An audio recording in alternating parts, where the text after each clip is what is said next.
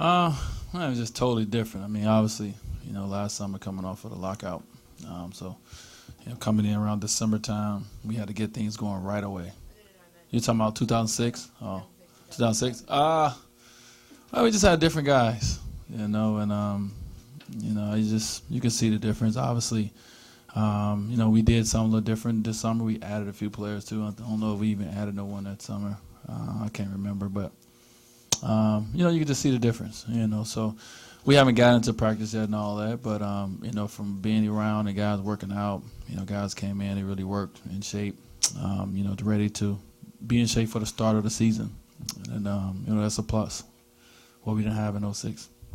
Eric said to be prepared once you're fully ready to go to see that cat quickness again. Did you expect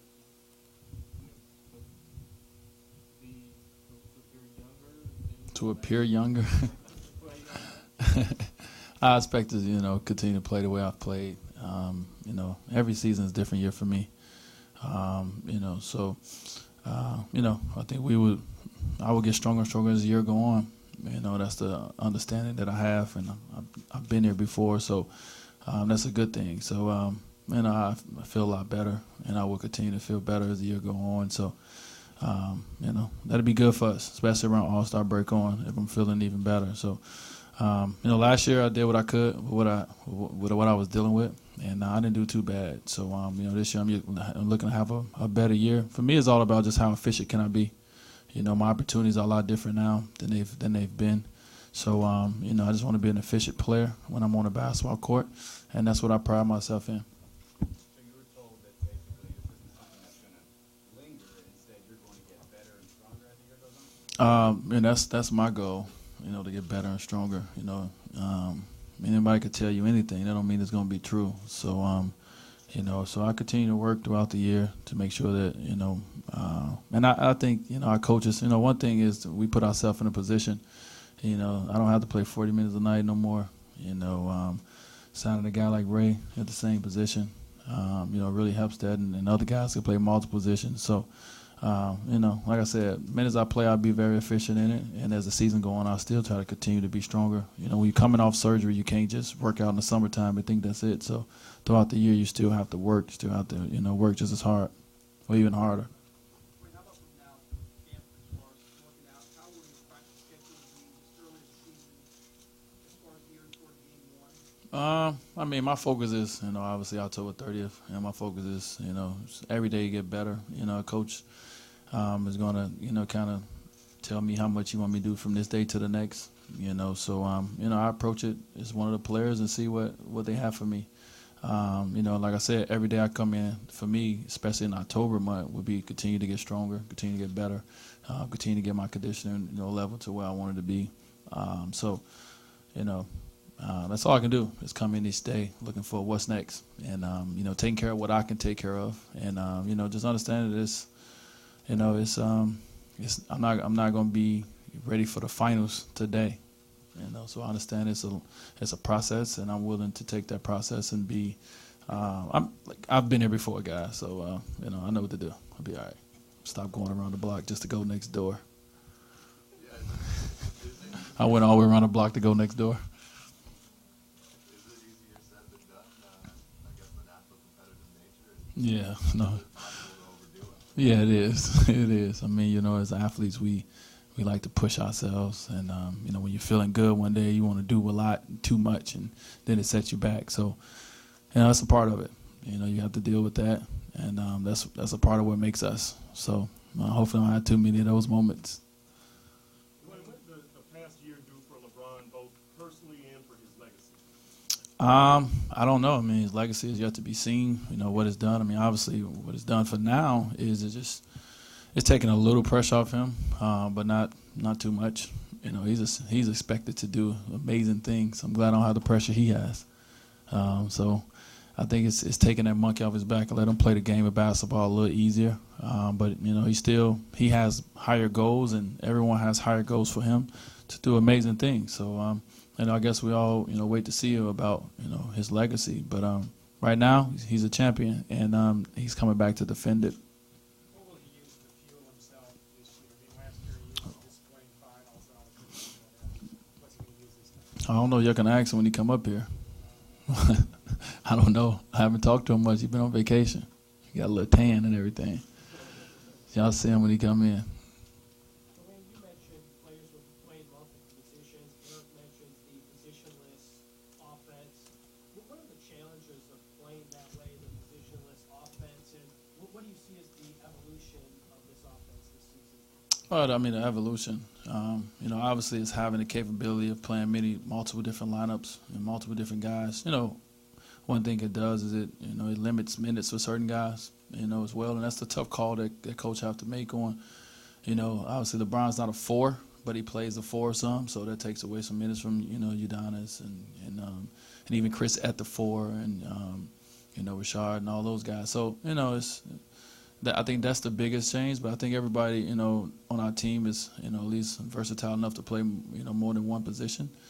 So that just gives you more opportunity to do to do good things on the basketball court and not have matchup problems or whether you do it for long periods of time or short periods of times. I think it gives a coach more comfort knowing that you can put obviously you can start our point guard Rio, or you can go with LeBron at point, you can go with me at point. You can play other guys and get just understand your lineups a little bit, and you can put Norris in at certain times when you want to score. Things like that. So, I mean, we just got, opportunity to do a lot of different things. I'm assuming everybody pays attention to what goes on in the NBA. So what are your thoughts about the Lakers and the moves they made? And even though they're on the other side of the nation, does that bring any motivation for you guys? Well, I mean, you can't say you're shocked about the Lakers making a move. I think they've proven they make big moves often. So, no one was shocked about it. But, obviously with Steve Nash was probably the biggest shock. Steve Nash signing with the Lakers. But, they put themselves in a position, just like we did, 2010 to compete for a championship. But, they have to go out there and do it. So it makes the league more competitive. It makes it for the fans more exciting, to watch certain matchups, to watch their favorite team. So I think it's, certain teams that feel they have a chance to win a championship, it's going to make it competitive. It's going to make it exciting. They make you work harder. So for us, we're going to focus on the Miami Heat. And when we play the Lakers, we'll focus on the Lakers. Outside of that, it's not going. We ain't like the Clippers. We ain't got to look. They ain't in our division. We don't have to look over our shoulder. So that'd be Chris and them. We'll have to look at them. But we'll play them twice, and then hopefully we'll see them later.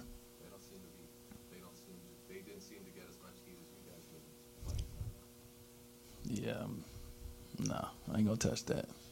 When you guys are going to play, I know Eric doesn't like the word undersized, but when Chris is at center, maybe Shane power forward, Yeah. it's going to be a lot more of rebounding by committee, playing big by committee. Yeah. Does that take a toll on the team, or did you learn how to do that so much last season that it's almost natural for you to hit the boards for guys to contribute those maybe Yeah. 5 or 6 rebounds? Yeah, it's almost natural. I mean, to be honest with you, it's just not a lot of big guys, in the NBA.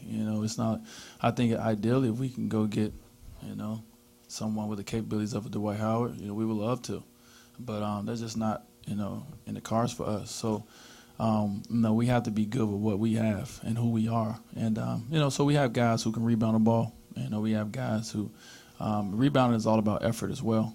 And it's understanding, that to win games, you have to rebound the ball. So I think we'd be fine. We haven't been the biggest team since, besides when Shaq was here, but many other years we haven't been the biggest team. Sorry, Shaq and Zoe, I don't want to excuse Zoe at all.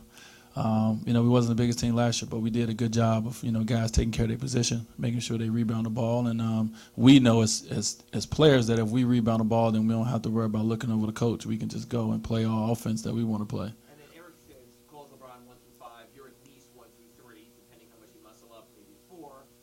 No, please no. It's hard to play multiple positions in this sport with this team to learn those assignments. It seems like everyone on this team probably has at least 2 or 3 assignments with this new positionless style. Yeah. Is that hard? Do you have to hit the books, hit the tapes a little more? or again, is it just natural because of where last year led you? No, well, I mean, you have to learn. You know, you have to watch a lot of film. We watch a lot of film with our coaches on multiple positions because, you know, certain positions do different things, especially on the defensive end when it comes to defensive schemes and even being in different positions on the offense, especially when you go into the 4. You know, kind of the 2 and the 3 are similar in a sense, but the 1 and the 4 is a little different. So you have to learn it because you have to be prepared and ready, you know, for those moments. You don't know what coach is going to do, what lineup he see, what teams are going to play, what lineup they're going to go with. But I think we have the guys who are versatile enough to do it. Well, we've seen you add stuff to your game throughout the years. Is there anything that you want to add this year or feel that you need to add, or at this stage you feel that you're complete enough? And that's the either end of the court. No, I'm not complete enough. You know, you always can get better. Like I said, for me, the biggest thing for me is, you know, make sure that, you know, in the areas that I have my opportunities, that I'm efficient in it. So, you know, I want to get all my percentages up, you know, from the foul line, from, you know, beyond the arc, inside the arc. Just want to raise my percentages up some just to be even more of an efficient player. So, you know, you just continue to try to work on those throughout the season, and hopefully I can get there. I mean, I've shot 50% the last few years pretty much, and I like to shoot higher. You know, I like to get up there a little higher if I can, 52, 54, something like that would be nice.